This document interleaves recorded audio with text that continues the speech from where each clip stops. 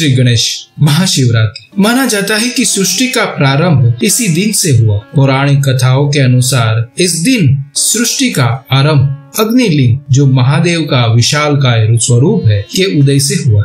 इसी दिन भगवान शिव का विवाह देवी पार्वती के साथ हुआ। साल में होने वाली 12 शिवरात्रियों में से महाशिवरात्रि को सबसे महत्वपूर्ण माना जाता है। समुद्र मंथन से हलाहल नामक विष भी पैदा हुआ था। हलाहल विष में ब्रह्मांड को नष्ट करने की क्षमता थी और केवल भगवान शिव ही उसको नष्ट कर सकते थे। भगवान शिव ने हलाहल नामक विष को अपने कंठ में रख लिया। जहर इतना शक्तिशाली था कि भगवान शिव बहुत दर्द से पीड़ित हो उठे और उनका गला नीला पड़ गया। इस कारण से भगवान शिव नीलकंठ के नाम से प्रसिद्ध हुए। उपचार के लिए चिकित्सकों ने भगवान शिव पर जल का अभिषेक किया और देवताओं को भगवान शिव को रात भर जागने रहने की सलाह दी। इस प्रकार भगवान शिव के चिंतन में एक सतर्कता रखी। शिव का आनंद लेने और जागने के लिए देवताओं ने अलग अलग नृत्य और संगीत बजाए। जैसे सुबह हुई, उनकी भक्ति से प्रसन्न होकर भगवान शिव ने उन सभी को आशीर्वाद दिया। शिवरात्रि इस घटना का उत्सव जिससे शिव ने दुनिया को बचाया। तब से इस दिन भक्त उपवास रखते।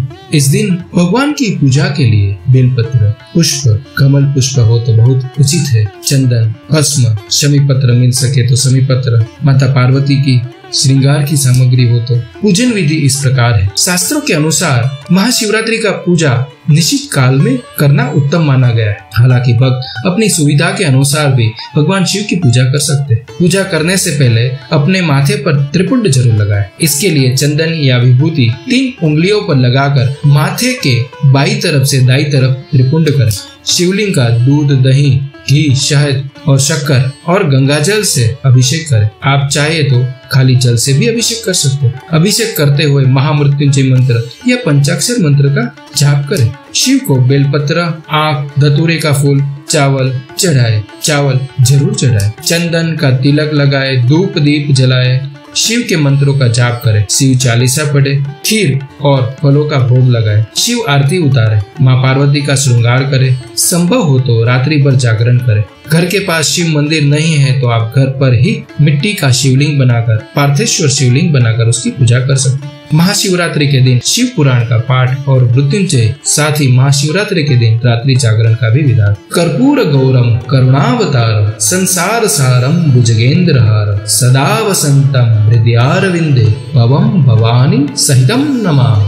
महामृत्युंजय मंत्र। ओम भोम झुम सह ओम भूर्भुवः स्वः ओम त्र्यंबकं यजामहे सुगंधिं पुष्टिवर्धनम् उर्वारुकमेव बन्धनान् मृत्योर्मोक्ष्यमामृतात्। ओम स्वः भुवः भुः ओम सह झुम ओम ओम। इस प्रकार महामृत्युंजय मंत्र का जाप कीजिए। शिवरात्रि की व्रत कथा इस प्रकार है। किसी समय वाराणसी के वन में एक भील रहता था। उसका नाम गुरु द्रुह था। वह वन प्राणियों का शिकार कर अपने परिवार का भरण पोषण करता था। इस बार शिवरात्रि के दिन वह शिकार करने वन में गया। उस दिन उसे दिन भर कोई शिकार नहीं मिला और रात भी हो गई। तभी उसे वन में एक झील दिखाई दी। उसे सोचा, मैं यहीं पेड़ पर चढ़कर शिकार की राह देखता, कोई ना कोई प्राणी यहाँ पानी पीने के लिए आएगा। यह सोचकर वह पानी का पात्र भरकर बिलो वृक्ष पर चढ़ गया। उस वृक्ष के नीचे शिवलिंग स्थापित था। थोड़ी देर बाद वहाँ एक हिरनी आई। गुरु ध्रुव ने जैसे ही हिरनी को मारने के लिए धनुष पर तीर चढ़ाया तो बिलो वृक्ष के पत्ते और जब शिवलिंग पर गिरे। इस प्रकार रात के प्रथम प्रहर में अनजाने में ही उसके द्वारा शिवलिंग की पूजा हो गई। तभी हिरनी ने उसे देख लिया और उससे पूछा कि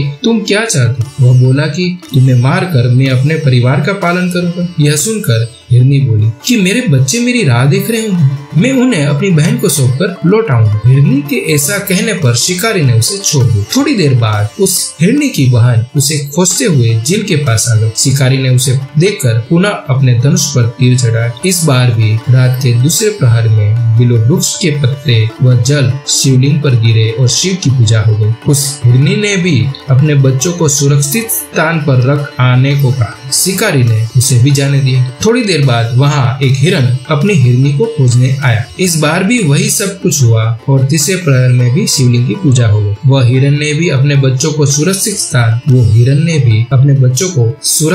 स्थान पर छोड़कर आने की बात कहकर चला गया। जब वह तीनों हिरनी व हिरण मिले तो प्रतिज्ञाबद्ध होने के कारण तीनों शिकारी के पास आ गए। सबको एक साथ देखकर शिकारी बड़ा खुश हुआ और उसने फिर से अपने धनुष पर बाण चढ़ाया, जिससे चौथे प्रहर में पुनः शिवलिंग की पूजा हो गई। इस प्रकार गुरुद्रोह दिन पर भूखा प्यासा रहकर वह रात भर जागता रहा और चारों प्रहर अनजाने में ही उसने शिव की पूजा हो गई और शिवरात्रि का व्रत संपन्न हो गया, जिसके प्रभाव से उसके पाप तत्काल ही भस्म हो गए। पुण्य उदय होते ही उसने सभी हिरणों को मारने का विचार त्याग दिया। तभी शिवलिंग से भगवान शंकर प्रकट हुए और उन्होंने गुरुद्रोह को वरदान दिया कि त्रेता युग में भगवान राम तुम्हारे घर आएंगे और तुम्हारे साथ मित्रता करेंगे, तुम्हें मोक्ष भी प्राप्त होगा। इस प्रकार अनजाने में किए गए शिवरात्रि व्रत से भगवान शंकर ने शिकारी को मोक्ष प्रदान कर दिया। इस दिन हो सके तो शिव चालीसा का पाठ कीजिए, पंचाक्षर मंत्र यानी नमः शिवाय। अगर ओम